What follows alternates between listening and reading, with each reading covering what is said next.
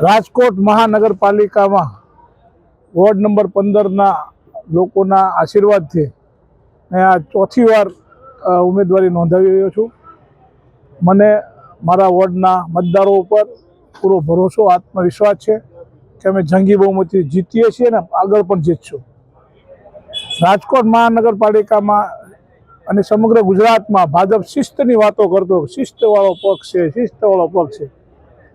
શિસ્તવાળો પક્ષ નથી, દબાવવાવાળો પક્ષ છે. આજ સુધી લોકોને દબાવતા, હવે તો ભાજપના કોર્પોરેટરનો પણ દબાવ, ચાલુ કોર્પોરેટર હતા એને દબાવી, બોલે એનો જો અવાજ ભાજપની વિરુદ્ધ કરે એને પણ દબાવવામાં આવતા. આવા કુમારશાહી જે પોતે એટલા બધા સત્તાના મદમાં અભિમાની થઈ ગયા છે કે હવે એને એ ખબર નથી કે રાજકોટની પ્રજા અંતે મહાન છે. ગુજરાતની પ્રજા હોય કે ભારતની પ્રજા હોય, અંતે પ્રજા જ મહાન છે.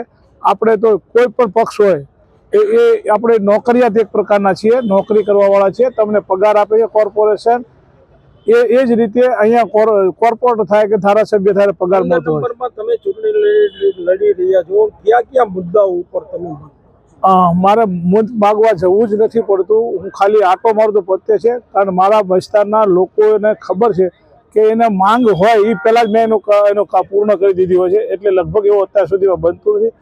તેમ છતાંય અમારા આગેવાનો દરેક શેરીએ ફરે છે. કોઈ પણ લોકો ગમે કામ થીધે એટલે તરત મકબૂલભાઈ હોય, મને હોય, એમને જાણ કરવામાં આવે, એ જ મિનિટે અમે કામ સોલ્વ કરી નાખીએ. એટલે લગભગ પ્રશ્ન કોઈ કામનો મારા વિસ્તારમાં આવ્યો જ નથી.